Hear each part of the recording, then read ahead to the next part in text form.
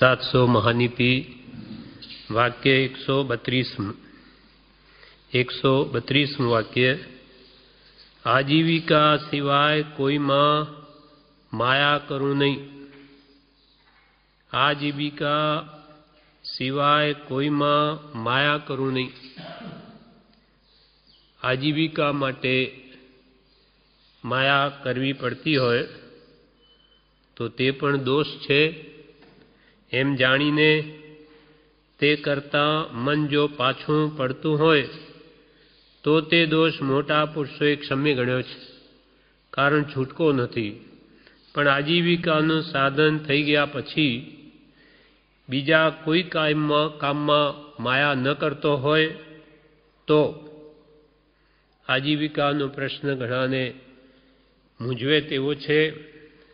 शूरवीरो आजीविका माटे माया न करे पण कीर्ति वगैरह माटे माया करे तो तेनो पार न आवे। आजीविका माटे कोई माया करे तो एने क्षम्य गणी, पण ए सिवाय मान मोटाई मेळववा माटे माया कपट करे तो के छे पार न आवे, ते छूटवानो मार्ग नथी।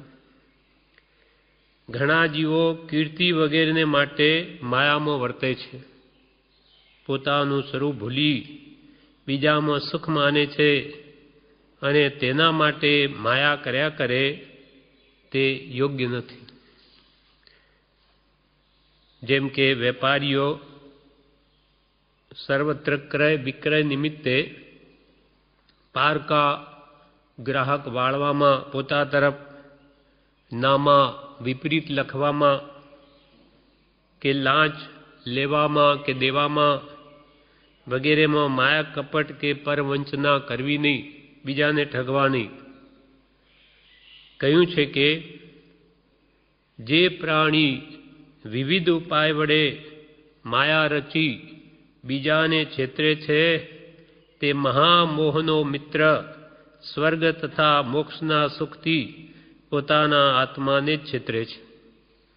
ए बीजाने ठगवा जाए खरेखर तो ए महामोहथी पोते ज ठगाय छे, एना आत्माने ज छेतरे छे अने स्वर्ग ने मोक्षना सुखथी ते दूर जाय छे।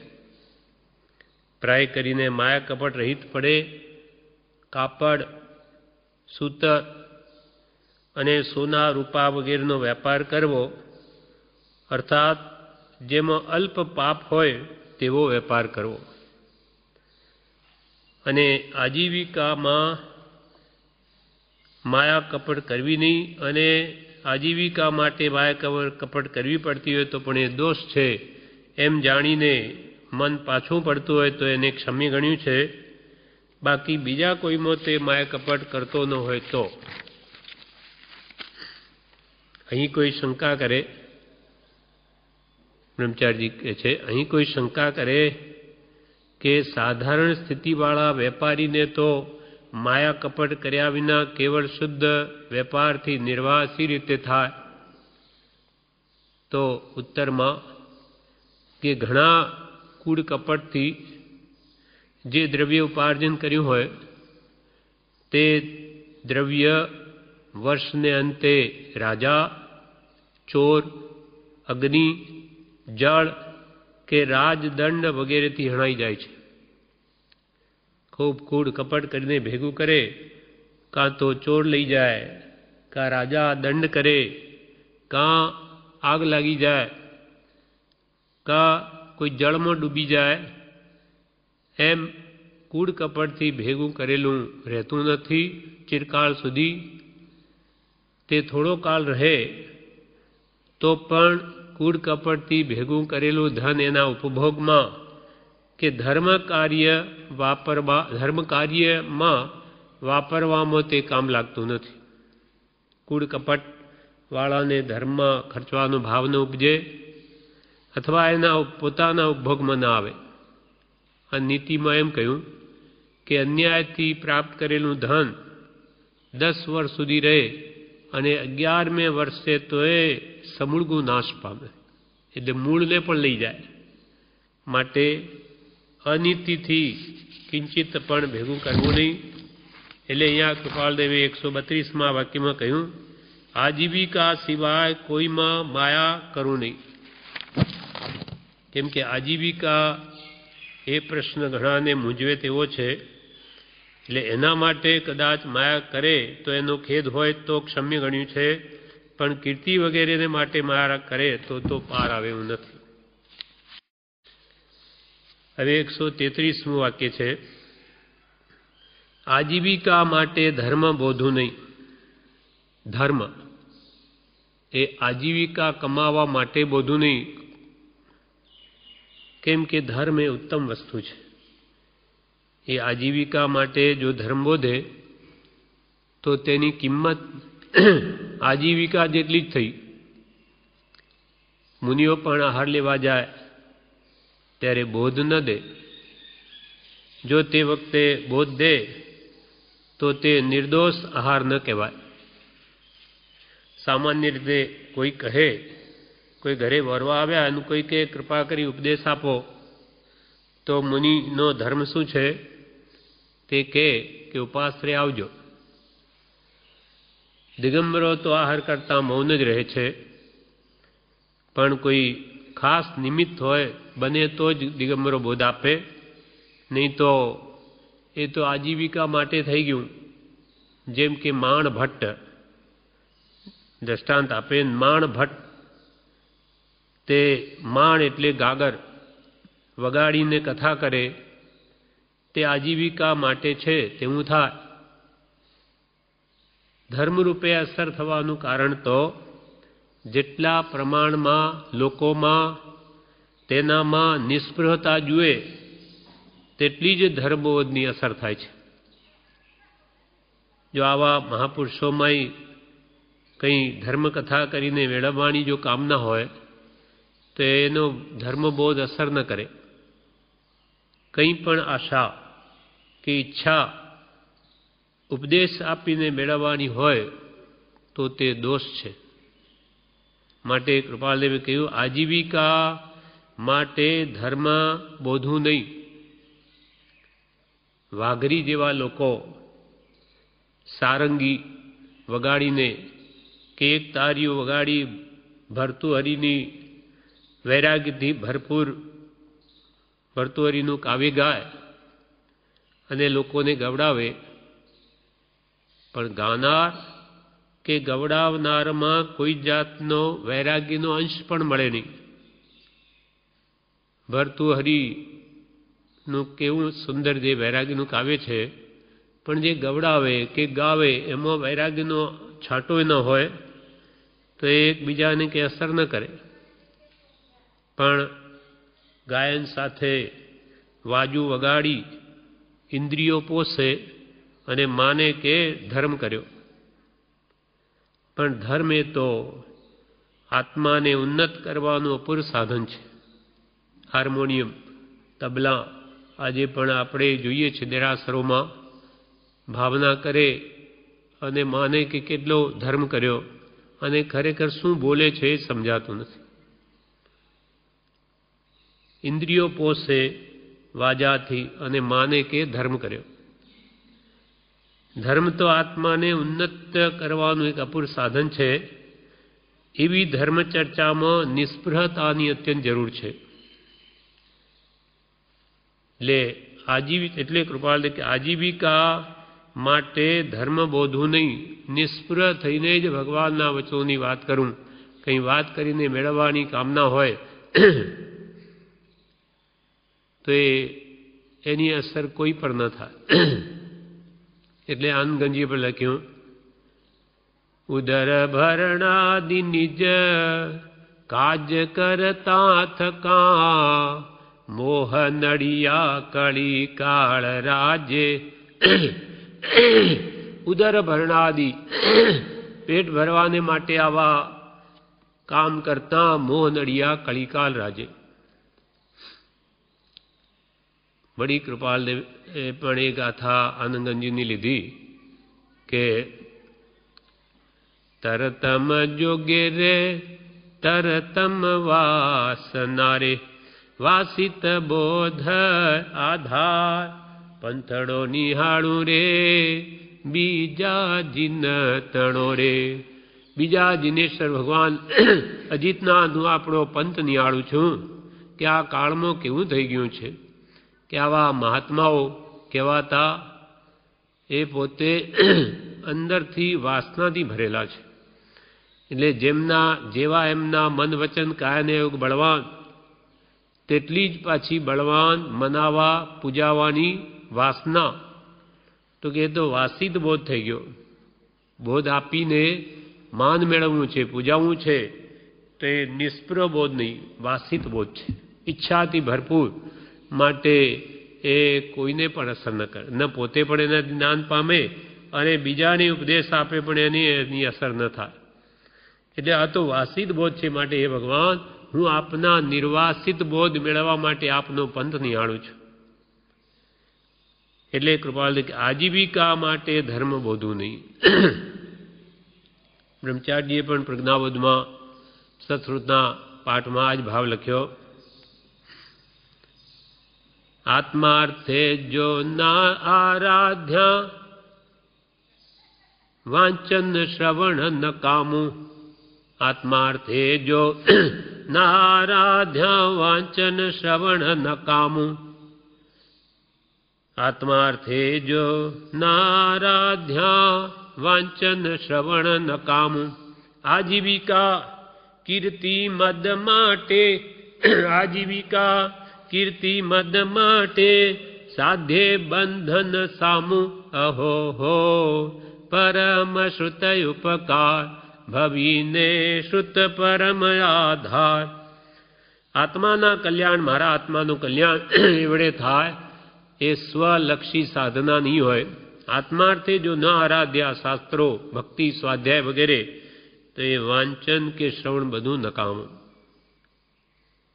આજીવિકા કેથી મારી આજીવિકા ચાલે, કે કીર્તિ મને મોટો માને, કે મદ અહંકાર કરવા માટે જો એ શાસ્ત્ર જ્ઞાનનો ઉપયોગ કર્યો, તો એ સાધ્ય બંધન સામું. આ જ શાસ્ત્રો એને શસ્ત્રરૂપ થઈ પડશે. શાસ્ત્ર એને માટે શસ્ત્રરૂપ થયું પડે. કેમ કે એને કલ્યાણ માટે નથી આરાધ્યા, માન પૂજા માટે, આજીવિકા મેળવવા માટે, તો એને એ જ મારનાર થશે અહંકાર લાવીને. આત્માર્થે જો ના આરાધ્યા તો વાંચન શ્રવણ નકામું. આજીવિકા કીર્તિ મદ માટે સાધ્ય બંધન સામું. અહોહો પરમ શ્રુત ઉપકાર ભવીને શ્રુત પરમ આધાર. પરમ આધારરૂપ જે શાસ્ત્રો છે એને આવી રીતે માન મોટાઈ મેળવવા કે આજીવિકા માટે ઉપયોગ કર્યો, તો એને બંધનના કારણ થશે. આ પ્રમાણે કૃપાલ આજીવિકા માટે ધર્મ બોધવું નહીં. હવે 134મું વાક્ય. વખતનો અનુપયોગ કરવું નહીં. વખતનો અનુપયોગ કરવું નહીં. અન વત્તા ઉપયોગ, અનુપયોગ કરવું નહીં. એટલે કે આ માનવ દેહનો સમય અમૂલ્ય છે, આયુષ્ય વિશેષ કિંમતી છે. જેમ કોઈ પાઈ જેવી વસ્તુ હોય તો પણ નજીવી કિંમતની વસ્તુ છે, પણ એને નાખી દેતા નથી. એક પૈસો હોય તો ફેંકી દઈએ, ના પૈસો છે, ભલે નજીવી કિંમતનો છે. તેમ એક પળ પણ નકામી ન ગુમાવી જોઈએ. મનુષ્યની એક પળની તો કે ચક્રવર્તીની સમસ્ત રિદ્ધિ કરતાં વિશેષ કિંમત છે, રત્ન ચિંતામણી કરતાં વિશેષ. આવી પળો જો આપણી વાતોમાં કે હરવા ફરવામાં વ્યતીત થાય તો કેટલો વિચાર કરવો જોઈએ કે કેટલું મોટું નુકસાન છે. પોતાના આત્મ ઉપયોગમાં રહેવા માટેનો આ ઉપદેશ છે કે અમૂલ્ય સમય મળ્યો છે તે સ્વ આત્મામાં ના કલ્યાણમાં એનો ઉપયોગમાં લેવો જોઈએ. તેના બદલે એ વખત નકામો તો નથી જતો. જેટલો ઉપયોગ ચૂકાય તેટલો વખત નકામો જાય છે. કૃપાલદેવ પત્રાંક 37માં કહ્યું, ઉપયોગ એ જ સાધના, ઉપયોગ એ જ ધર્મ છે. જ્ઞાન ઉપયોગ, દર્શન ઉપયોગ એ આત્માનો સ્વભાવ છે. એટલે આત્મા પોતાના સ્વભાવમાં નહીં રહી ને વિભાવમાં જાય કે પરમો ગયો, સ્વ ઉપયોગથી ચૂકી ગયો, તો ત્યાં બંધન થાય છે. ઉપયોગ એ સાધના છે. દુરુપયોગને અહીં અનુપયોગ કહ્યો નથી. વખતનો જે દુરુપયોગ કરીએ એને અનુપયોગ નથી કહ્યો અહીંયા. દુરુપયોગ એટલે તો ખોટો ઉપયોગ, અને અનુપયોગ એટલે આત્માના ઉપયોગમાં સ્વરૂપમાં લક્ષ નહીં તે. એટલે સ્વરૂપ લક્ષ વગર સમય જાય અથવા આત્માર્થના લક્ષ વગર સમય વ્યતીત થાય તે અનુપયોગ. એટલે કૃપાલ કે વખતનો અનુપયોગ કરવું નહીં, એટલે આત્માના લક્ષ્ય વગર એક પણ સમય વ્યર્થ હોવું નહીં. આત્માનો ઉપયોગ કાં તો શુભમાં કે કાં અશુભમાં પ્રવર્તે છે. હંમેશા શુભાશુભ ઉપયોગમય સંસાર છે. મોટાભાગે જ્ઞાનીઓ તેને હવે અશુભમાંથી છોડાવી શુદ્ધના લક્ષ્યપૂર્વક શુભમાં પ્રવર્તવાનો આ વાક્યમાં ઉપદેશ છે કે હંમેશા અનાદિકાલથી શુભ અશુભમાં તો જીવ છે જ, પણ હવે શુદ્ધનો લક્ષ્ય રાખી અને હંમેશા શુભમાં પ્રવર્તો. એટલા માટે આ કૃપાલદેવે કહ્યું કે હવે વખતનો અનુપયોગ કરું નહીં, ઉપયોગ રાખું કે હું મારું મન ક્યાં રહે છે, હું શું વિચાર કરું છું, આખો દાડો શાના વિચાર કરું છું, સામો સમય જાય છે. એમ આત્માર્થનું લક્ષ્ય ચૂકાય નહીં, એમ શુદ્ધ ભાવમાં જવું છે એવો લક્ષ્ય રાખીને શુભમાં પ્રવર્તવાનો આ વાક્યમાં ઉપદેશ છે. માટે મનુષ્ય ભવના મળેલ અમૂલ્ય વખતને આત્માના લક્ષ્યપૂર્વક સદૈવ વાપરું, પણ વખતનો અનુપયોગ કરું નહીં. અનુપયોગ એટલે દુરુપયોગ તો કરે છે, પણ અહીંયા તો અનુપયોગ એટલે આત્માના લક્ષ્ય વગર મનુષ્ય ભવની પળોને વાપરું નહીં. વખતનો અનુપયોગ કરું નહીં. 134 વાક્ય પૂરું થયું. હવે વાક્ય 135. નિયમ વગર કૃત સેવું નહીં. નિયમ વગર. કૃત એટલે શું? કૃત એટલે પહેલાં કે હમણાં કરેલાનું ફળ,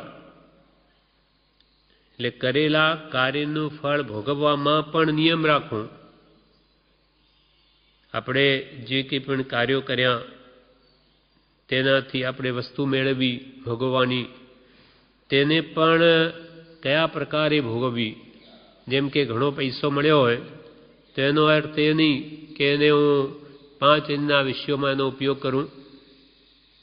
નિયમ વગર કૃત સેવું નહીં.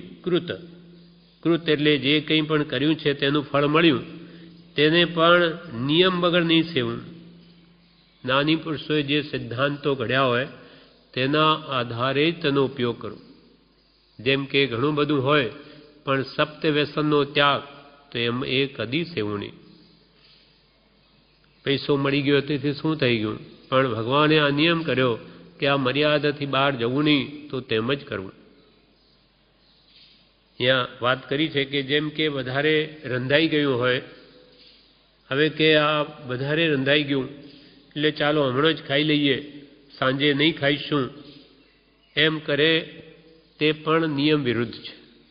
ઘણું રંધાઈ ગયું તેથી એક સાથે ખાઈ જાય તો પેટ ભારે થાય, પ્રમાદ થાય, કાર્ય થાય નહીં, એટલે એ પણ નિયમ વિરુદ્ધ છે. આ વાક્યમાં નિયમિત જીવન કરવા માટે પ્રેરણા કરી છે.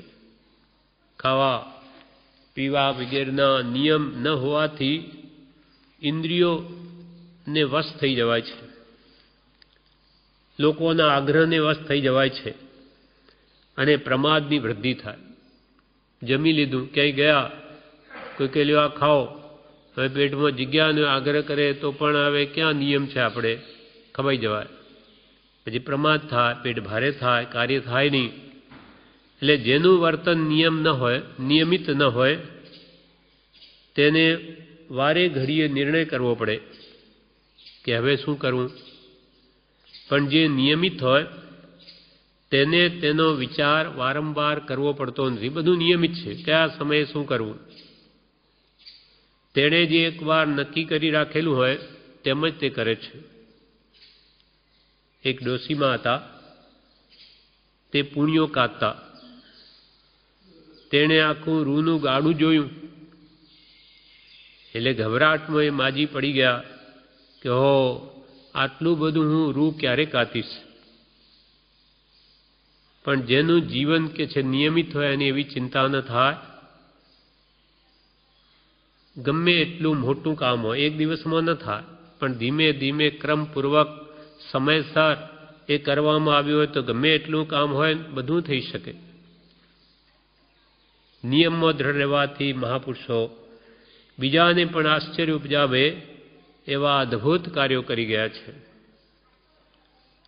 જેમ કે વરસાદ ટીપે ટીપે પડે, પણ ચોમાસામાંથી કેટલો બધો વરસે, એટલા બધા પાણીના ટીપા કરવા કોઈ આપણને કહે તો કંટાળી જવાય, કેટલા કેવી રીતે ટીપા બનાવીએ.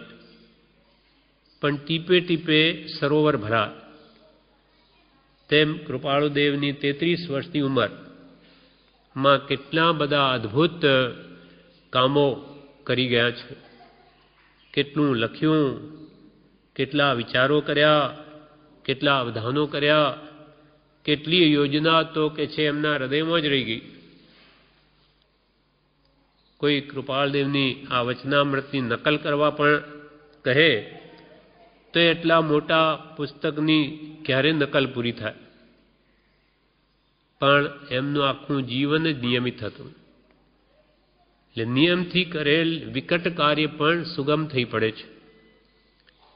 નિયમથી કરેલું કાર્ય ત્વરાથી થાય છે અને ધારેલી સિદ્ધિ આપે છે. વ્યવહારમાં આ વાત સમજાય છે. દુકાન કે ઓફિસ હોય, નિયમસર ખોલવી જ પડે, ત્યાં ચાલે નહીં. એક દિવસ 8 વાગે ઓફિસ ખોલે, બીજે દિવસ 10 વાગે, 12 વાગે, તો એનો ધંધો ન ચાલે. નોકરી કરતા સમયસર હાજર થઈ જવું પડે. અડધો દિવસ આવે, 2 વાગે આવે, 12 વાગે તો નહીં ચાલે. આપણને પોતાને પણ ગ્રાહક ન હોય કે હોય તોય પણ જઈને બેસવું પડે. એમ હંમેશા નિયમસર સ્વાધ્યાય, ભક્તિ, શાસ્ત્ર વાંચન વગેરે કરવું જ જોઈએ, તો જ કાર્યસિદ્ધિ થાય. એમ કૃપાલદેવ કહે, નિયમ વગર કૃત સેવુણી. અથકૃત એટલે અહીંયા જે કરેલાનું ફળ, જે કંઈ પણ આપણને મળ્યું હોય એ પણ મર્યાદા વગર, મર્યાદાથી બહાર જવું નહીં. 136મું વાક્ય, પ્રતિજ્ઞા વ્રત તોડવું નહીં. પ્રતિજ્ઞા વ્રત એટલે વ્રતની પ્રતિજ્ઞા જે લીધી હોય તેને તોડવું નહીં. વ્રતની પ્રતિજ્ઞા લેતા પહેલા પોતાની શક્તિનો પૂરેપૂરો વિચાર કરીને વ્રત લેવું જોઈએ. લીધા પછી તો તેને દ્રઢતાથી પાળવું જોઈએ. એટલા માટે 8 દ્રષ્ટિની સજાયમાં હમણાં જ આપણે બોલ્યા, અહીંયા કહ્યું છે, ધર્મ અર્થે ઇહા પ્રાણને જી છાંડે પણ નહીં ધર્મ. ધર્મ અર્થે ઇહા પ્રાણને જી છાંડે પણ નહીં ધર્મ. પ્રાણ અર્થે સંકટ પડે જી જુઓ એ દ્રષ્ટિનો મર્મ મન મોહન જીનજી મીઠી તાહરીવાણ. મીઠી તાહરીવાણ. ભગવાન આપે શું કહ્યું તો કે ધર્મ અર્થે અહીંયા પ્રાણને જી છાંડે, ધર્મને માટે પ્રાણ છોડી દે, પણ નહીં ધર્મ. પ્રાણ તો ફરી અનંત વાર મળ્યા, પણ ધર્મ હાથમાં આવતો નથી. એ તો અનંત કાળે આવો ધર્મ હાથમાં આવે. પ્રાણ અર્થે સંકટ પડે, જુએ દ્રષ્ટિનો મર્મ, તો એ ધર્મ ન છોડે એ દ્રષ્ટિમાં આવેલો જીવ. એવી રીતે પ્રતિજ્ઞા જો લઈ લીધી તો એ વ્રત દ્રઢતાથી પાળવું જોઈએ. પ્રતિજ્ઞા શા માટે છે? પ્રતિજ્ઞા આત્માને વ્રતમાં દ્રઢ રાખવા માટે.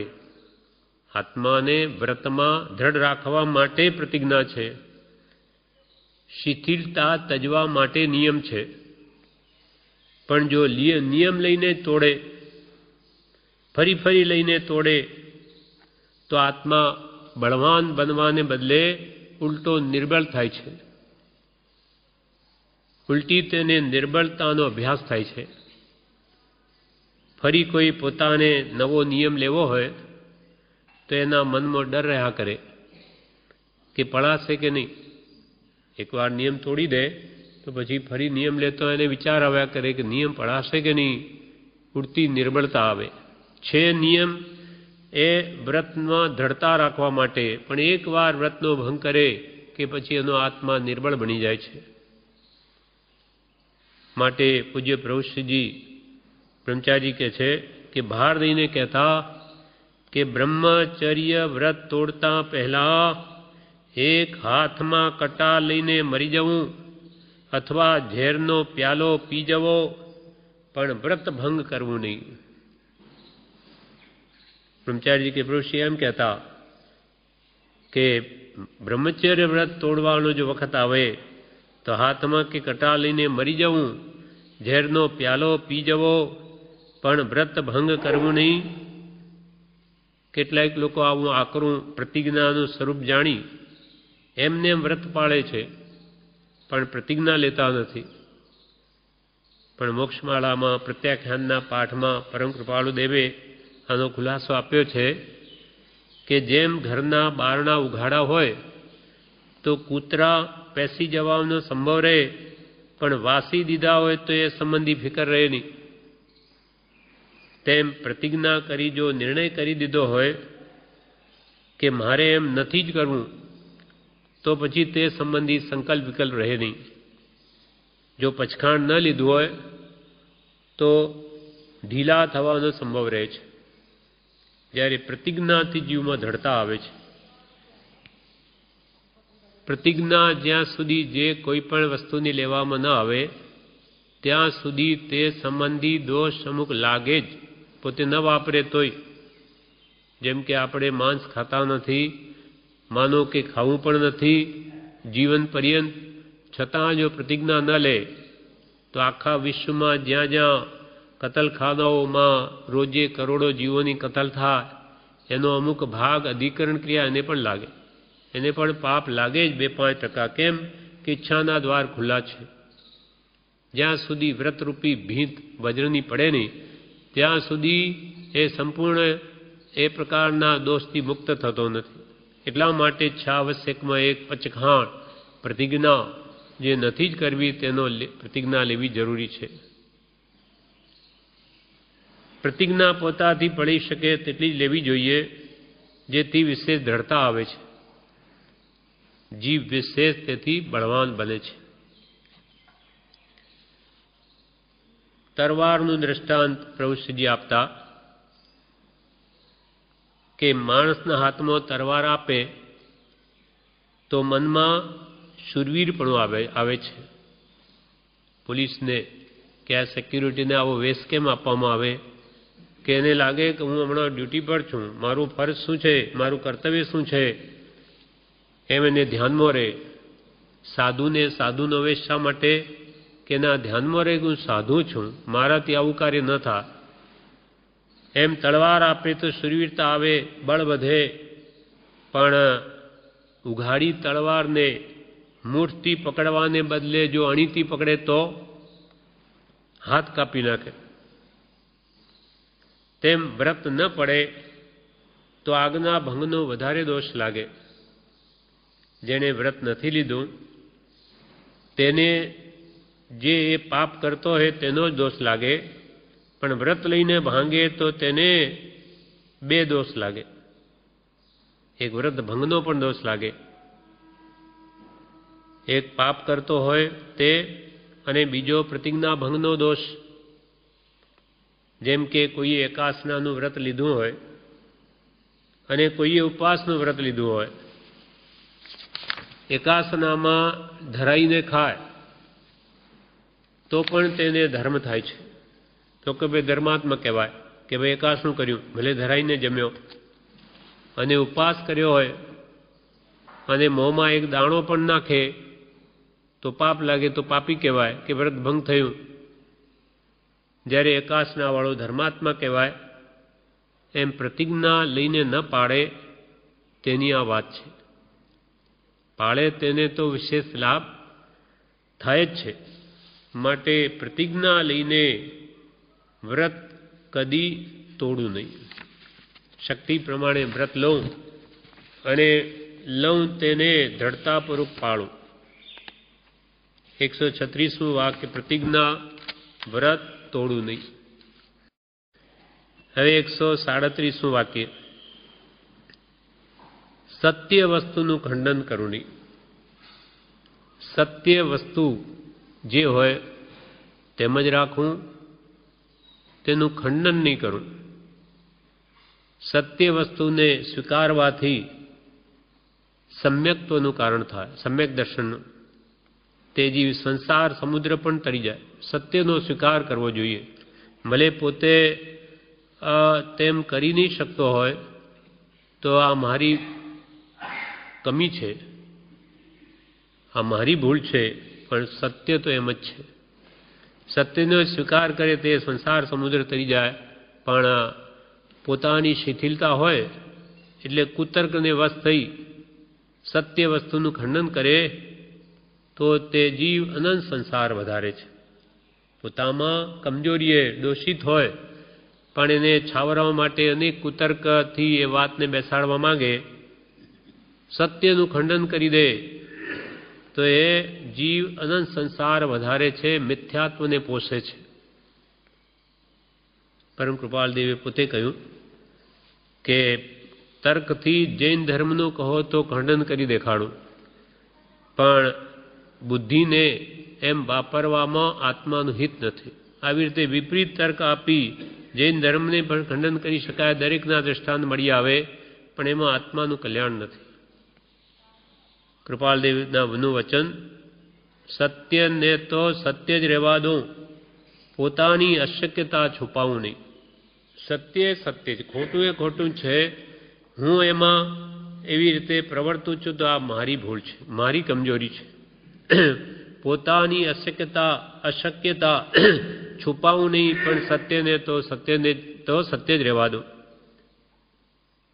પણ અહીંયા બ્રહ્મચારીજી શું કહે કે જીવને એવી ટેવ છે કે પોતાની અશક્તિ કે પોતાનું વર્તન છુપાવવા ગમે તેમ કરે. પોતાની અશક્તિ હોય, પોતાનું વર્તન ભગવાનથી વિપરીત હોય પણ એને છુપાવવા કરે. પણ તેમ કરવામાં જો સત્યનો લોપ થતો હોય તો પછી સત્યની સન્મુખ થતાં તેને બહુ વાર લાગે. તે જીવ દુર્લભ બોધીપણું પામે, જેથી ફરી બોધ આત્મામાં પરિણમતા ઘણો મુશ્કેલ થઈ પડે. એક વાર અસત્યને પોષણ આપીને ભગવાનથી વિરુદ્ધ તર્કથી એને સત્ય કરી બતાવ્યું તો એ દુર્લભ બોધીપણું પામે. એટલે એના અંદર ભગવાનનો બોધ સહેજે પરિણમે નહીં અને ઘણો મુશ્કેલથી ઘણો લાંબો કાળ વયો જાય. એ વિશે પ્રભુશ્રીજીએ સાવધ્યાચાર્યનું દૃષ્ટાંત કહેલું.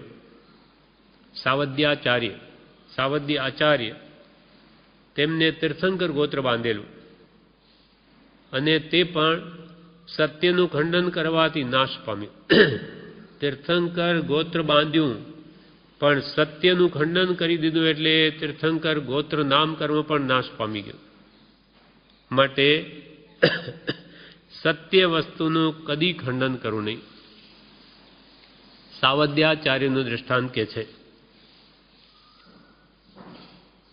સત્ય વસ્તુનું ખંડન કરવા માટે મિથ્યા વચન બોલવાનું કેવું ફળ આવે તે વિશે શ્રી મહાવીર પ્રભુએ ગૌતમ સ્વામીને દ્રષ્ટાંત સહિત કહ્યું કે હે ગૌતમ, પૂર્વે અનંત કાળ પહેલાં જે અનંતી ચોવીસીઓ થઈ ગઈ, પૂર્વે અનંત કાળ પહેલાં અનંત ચોવીસીઓ થઈ, તેમાં મારા જેવા ધર્મશ્રી નામે છેલ્લા તીર્થંકર થયા હતા.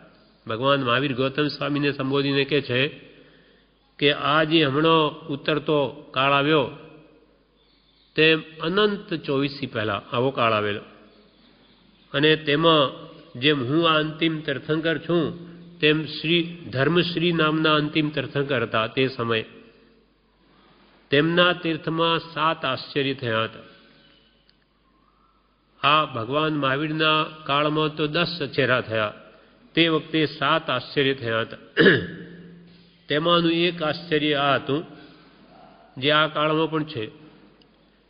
તેમાંના અસંયતિ પૂજારૂપ એટલે અસંયમીઓ પૂજા એવા એક આશ્ચર્યમાં અનેક અસંયમીઓ એટલે કે વેશધારી મુનિઓ શ્રાવક પાસેથી દ્રવ્ય લઈ પોતપોતાના કરાવેલા ચૈત્ય એટલે મંદિર પાસે વસતા હતા. આજે પણ છે એવું. એટલે શું આશ્ચર્ય હતું કે અસંયમીઓ પૂજા જે ખરેખર સંયમ નથી, જેને પણ બહારથી સાધુનો વેશ છે, આવા તે પૂજા અને શ્રાવક પાસેથી દ્રવ્ય લઈ ભગવાન મહાવીર અનંત 24 પહેલાંની વાત કરે, જે આજે પણ છે. શ્રાવકો પાસેથી પૈસા કઢાવી અને કે આ મંદિર બંધાવવાનું, અહીંયા બંધાવો પુણ્ય થશે એમ કરીને બાજુમાં ધર્મશાળાઓ બંધાવે, પોતાના માટે પણ ઉપાશ્રય સાધુનું સ્થાન બનાવે, એમ કરીને પોતે પછી ત્યાં રહે અને ત્યાં પોતાની માલિકી પણ વર્તે કે ભાઈ આ તો મેં કરાવેલું, આ તો ફલાણા મહારાજનું છે. એટલે ભગવાન મહાવીર કહે કે અનંતકાળ પહેલાં અનંત 24માં ધર્મનાથ નામે છેલ્લા તીર્થંકર થયા હતા. તેમના તીર્થમાં 7 આશ્ચર્ય થયા હતા. તેમાંનું એક આશ્ચર્ય અસંયતિ પૂજારૂપ એટલે કે અસંયમીઓ પૂજા એવા એક આશ્ચર્યમાં અનેક અસંયમીઓ, અનેક વેશધારી મુનિઓ શ્રાવકોને બોધ આપી શ્રાવકો પાસેથી દ્રવ્ય લઈ પોતપોતાના કરાવેલા ચૈત્ય એટલે મંદિર પાસે વસતા હતા અને તેના માલિકપણે વર્તીને આનંદ માનતા હતા. અહીંયા આપણી માલિકી. આજે પણ અમુક સાધુઓ મોટા મોટા આચાર્યો કહેવાતા કે આમાં આટલા પૈસા થશે, ઉદ્યાન વગેરે પણ આટલા ટકા ત્યાં પેલા મંદિરમાં તમારે મોકલવા, એમ કરીને ત્યાં પોતાનું સ્થાન બનાવે એમ, અને ત્યાં પછી પોતાની માલિકી પ્રમાણે વર્તે અને આનંદ માને. તેથી એ અસંયમીઓ પોતાના ઉપદેશથી બનાવેલા એ મંદિરો અને એની માલિકી રાખવાથી તે સાવધ્ય કહેવાતા હતા, હિંસાયુક્ત કહેવાતા. મુનિઓ આ મંદિર બંધાવો, આ તમે કરો એમ બોલી ન શકે, કહી ન શકે. એટલે શું બન્યું, ત્યાં એક કુવલય પ્રભ નામે એક તપસ્વી મુનિ આવ્યા. તેમને પેલા ચૈત્યવાસી મુનિઓ એમ કહ્યું કે તમે અહીંયા ચાતુર્માસ રહો, જેથી તમારા ઉપદેશ વડે અનેક ચૈત્યો થશે. તમે અહીંયા રહો ચાતુર્માસમાં, તમે ઉપદેશ આપો. કુલવલય પ્રભ સૂર્યને કહ્યું તો તમારા ઉપદેશથી ઘણા મંદિરો થશે, આવા ચૈત્યો આવા. ત્યારે કુલવલય મુનિએ એમ કહ્યું કે અહીં જે જિનાલયો છે તે બધા સાવધ્ય છે, તેથી સાવધ્ય કાર્ય માટે હું ઉપદેશ કરીશ નહીં. આ બધા જ તમે લોકોએ સાધુઓએ આવા કઈ કઈને ઊભા કરેલા છે અને તમે માલિકી પ્રમાણે વર્તો એવું હું નહીં કહું. એટલે આ બધા સાવધ્ય કાર્યો છે, એના માટે હું ઉપદેશ કરીશ નહીં. આવું દ્રઢતાપૂર્વક સત્ય વચન કહેવાથી તેમણે જીન નામ કર્મ ઉપાર્જન કર્યું, તીર્થંકર નામ કર્મ ઉપાર્જન કર્યું. સ્પષ્ટ કહી દીધું એ લોકોને. પછી વેશધારી જે ચૈત્યવાસી મુનિઓ, તેમનું નામ જ સાવધ્યાચાર્ય પાડી દીધું કે આપણને બધાને સાવધ્ય કહે. સાવધ્ય એટલે જ્યાં હિંસાયુક્ત કાર્યોમાં પોતે કરાવે, એનું નામ જ સાવધ્યાચાર્ય પાડી દીધું. તો પણ તેમને ક્રોધ થયો નહીં. મુનિઓએ ચૈત્યાદિ કરાવવામાં મહાલાભ છે એમ કહેવું, એટલે કે મંદિરો બંધાવવામાં લાભ છે એમ કહી શકાય. પણ આ ચૈત્ય તમે બંધાવો અથવા આ ઉપાશ્રય કરાવો કે ઊનું પાણી તમે કરો એમ મુનિઓએ કહેવું નહીં. ચૈત્યાદિ લાભનો ઉપદેશ કરવો પણ આદેશ કરવો નહીં. આ પ્રમાણે સાધુઓ વિવેક રાખવો. હવે શું બન્યું, એક વખત પેલા વેશધારી મુનિઓ વચ્ચે શાસ્ત્ર સંબંધી વિવાદ થયો. કોઈ બોલ્યા કે જો ગ્રસ્તનો અભાવ હોય તો સાધુ ચૈત્યની રક્ષા કરે. એ વેશધારી મુનિઓ વચ્ચે એવો વિવાદ થયો કે કોઈ સાધુ ન હોય તો મંદિરનું શું કરવું? નહીં, કોઈ ગ્રસ્ત ન હોય જ્યાં તો એ સાધુઓ એ મંદિરોની રક્ષા કરે, એ ચૈત્યને સમારે મંદિરને. તે સંબંધી બીજો પણ આરંભ કરે તો પણ સાધુને દોષ લાગે નહીં. ગ્રસ્તો ન હોય તો સાધુ કરે એમ એક જણે કહ્યું. ત્યારે કોઈ બોલ્યા કે સંયમ જ મોક્ષે લઈ જનાર છે, માટે મુનિઓએ બીજું કાંઈ કરવું નહીં. આ કંઈ મુનિઓનો ધર્મ નથી કે ગ્રસ્ત ન હોય તો એ મંદિરને એને સમારવું કે એની રક્ષા કરવી. એ ગ્રસ્તનો ધર્મ છે, મુનિઓનો નહીં. ત્યારે કેટલાક બોલ્યા ચૈત્ય પૂજા પણ મોક્ષે લઈ જનાર છે, માટે કરવી. કે આ તો મંદિર છે, ભગવાનની પૂજા કોઈ ન હોય તો પછી આપણે કરવી. તેમનો વિવાદ મટ્યો નહીં. તેથી સર્વે આ કુલવલય પ્રભસ્તુરી પાસે આવ્યા. તેમણે મુનિનો સત્ય આચાર હતો તે કહી બતાવ્યો. હવે એક વખતે કોઈ સાધ્વીએ તે આચાર્યને પગમાં શ્રદ્ધાથી મસ્તક મૂકી પગને સ્પર્શ કરી વંદના કરી. હવે શું બને છે? જ કુલવલય સુરી કે જે બીજાને માર્ગદર્શન આપે, શાસ્ત્રોનો વાસ્તવિક અર્થ બતાવે.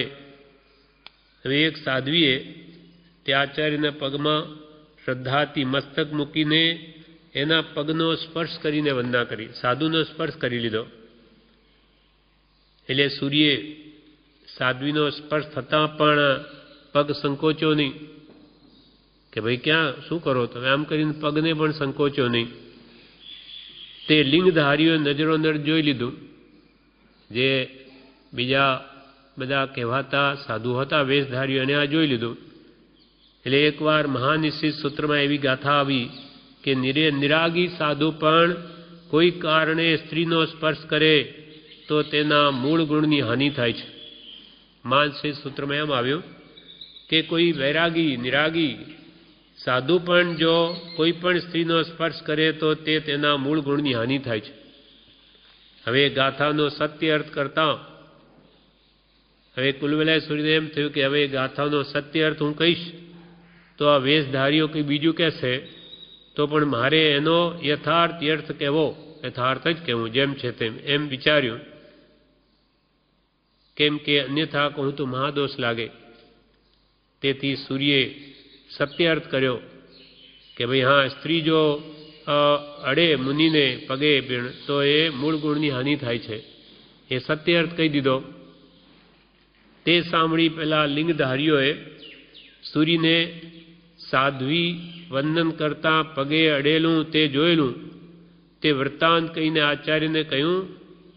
ત્યારે તો તું પણ મૂળ ગુણહીન સાધુ જ છે, કેમ કે તારે પણ સ્ત્રીનો સ્પર્શ થયો, હવે અમને શું સમજાવે?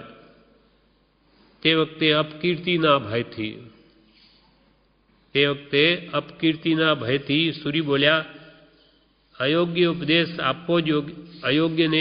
આપવો જ યોગ્ય નથી.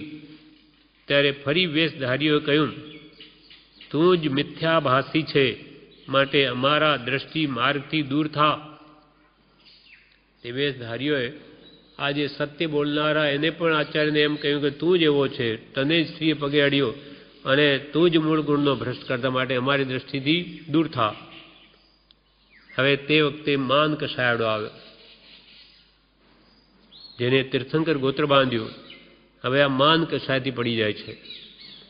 તે વખતે પોતાના માનના રક્ષણને અર્થે સાધ્વીના પગે અડવા સંબંધી એમ કહ્યું કે ભગવાનના સ્યાદવાદ મતમાં ઉત્સર્ગ માર્ગ અને અપવાદ માર્ગ એમ બે માર્ગ છે.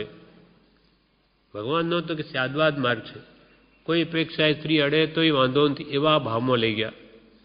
કેમ કે નહીં તો હવે મારી અપકીર્તિ થશે. એટલે ઉત્સર્ગ માર્ગ ને અપવાદ માર્ગ એમ સ્યાદવાદ ભગવાનના માર્ગમાં બે માર્ગ છે, તે તમે જાણતા નથી. કહ્યું છે કે એકાંતવાદ તે મિથ્યાત્વ છે અને અનેકાંતવાદ તે સ્યાદવાદ માર્ગ છે. લિંગધારીઓએ તે વચન માન્ય કર્યું કે ઓ એવું છે, સ્યાદવાદયુક્ત અમને ખબર નથી. પણ સત્ય વસ્તુનું ખંડન કર્યું આચાર્ય. એમ નથી, સ્ત્રી જો મુનિના પગને સ્પર્શ કરે તો મૂળ ગુણની હાનિ થાય છે, એ સત્ય છે, પણ એને ફેરવીને કહ્યું પોતાનું માન ભંગ ન થાય એટલા માટે. પણ સત્ય વસ્તુનું ખંડન કરી મિથ્યા વચન બોલવાથી લાગેલું પાપ આલોચ્યા વિના તે સુરી મૃત્યુ પામી વ્યંતર થયા અને ઉપાર્જન કરેલ તીર્થંકર નામ કર્મના દળિયા પણ નાશ પામી ગયા. સત્યનું અસત્ય રીતે પ્રરૂપણ કરવાથી તીર્થંકર નામ ગોત્ર બંધાયેલું એ પણ ગયું અને મરીને વ્યંતર થયા. એટલું જ નહીં, પણ ઉત્સૂત્ર પ્રરૂપણા કરી ભગવાનના વચનોથી વિરુદ્ધ કહ્યું. પાપ નહીં, કોઈ ઉત્સૂત્ર ભાષણ જીવશો. એટલે ઉત્સૂત્ર પ્રરૂપણાનું આવું ભયંકર ફળ આવે છે. પછી તો 7મી નરકમાં 2 વાર જઈ આવી, બીજા અનેક ભવોમાં અનંત કાળ સુધી ભમી પાર્શ્વનાથ પ્રભુના સમયે સિદ્ધિપદને પામ્યા. અનંત કાળ સુધીનું પરિભ્રમણ કરવું પડ્યું. સત્ય વસ્તુને અસત્ય રીતે બતાવી ભગવાનના વચનોથી વિરુદ્ધ કહેવું, તેનું આવું ભયંકર ફળ આવે છે. ક્યાં તો તીર્થંકર નામ ગોત્ર બાંધીને, ક્યાં આ બાજુ 7મી નરકમાં 2 વાર જવું પડ્યું. જેમ સાવધ્યાચાર્યે પોતાના પગે સ્ત્રી અડવારૂપ હીન આચારનો દોષ ગોપવવા માટે જિનાગમની અનેક યુક્તિઓ લઈ પોતાનું પાપ ગોપવ્યું અને ગુણ પ્રગટ કર્યો, તેમ કોઈ માયાવી સત્ય વસ્તુનું ખંડન કરશે તે સાવધ્યાચાર્યની જેમ અનંત સંસારની વૃદ્ધિને પામશે. માટે કૃપાલ કે સત્યને તો સત્ય જ રહેવા દેવું. પોતાથી ન બનતું હોય તો પોતાની અશક્યતા છુપાવી નહીં, પણ સત્ય વસ્તુનું કદી ખંડન કરવું નહીં. એટલે 137મું વાક્ય, સત્ય વસ્તુનું ખંડન કરવું નહીં, સત્યને તો સત્ય જ રહેવા દો. આ પ્રમાણે 137 વાક્ય પૂરું થયું. આગળનું આવતીકાલ થઈશ.